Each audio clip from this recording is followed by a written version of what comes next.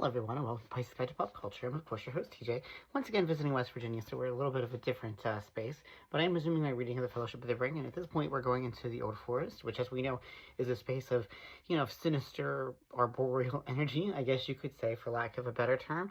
And I do enjoy the way that, Tolkien really, as we've noted many times, has this real skill with developing atmosphere, and you feel, as you read it, as if you are with the hobbits journeying into this sinister forest that is literally on the threshold of the Shire.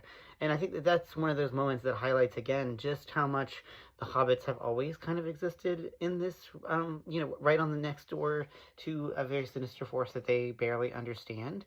Because we've grown sort of accustomed to thinking of the Shire as being this little island amid all of this other stuff. But I think that, journeys into the Old Forest really highlight just how permeable that boundary can be. And also, obviously the highlight of this chapter is the encounter with Old Man Willow, and I think that this also highlights the extent to which trees, while obviously, as we know, Tolkien loved trees, loved talking about trees, loved describing trees, but they're also sources of, of energy, of power, of malice.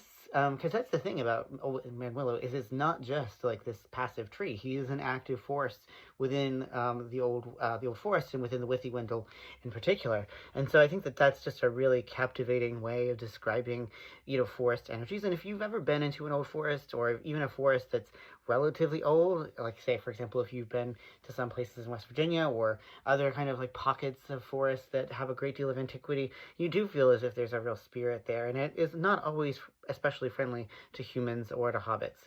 And of course, this chapter ends with the introduction of, I think in some ways, the most controversial character in the entirety of Tolkien's work, Tom Bombadil. And I will admit that as a young person, I found it very silly and the singing quite ridiculous and quite a chore to get through.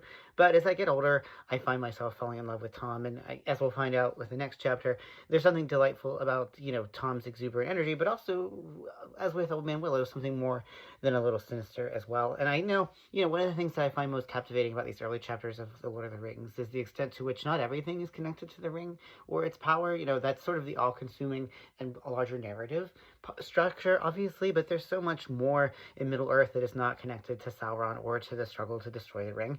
And so I find these chapters, these early ones where they're sort of journeying before they even get to Rivendell, to be very fascinating in that regard. And so I really enjoy the Old Forest chapter, even though, of course, like so many other chapters here early on, it can be quite scary, especially if, like me, you started reading it at age 9. It can be a lot. So anyway, that's my spiel about the Old Forest. I do hope you enjoyed it. Thanks as always so much for joining me here at the Pisces Guide to Pop Culture. Take care, y'all.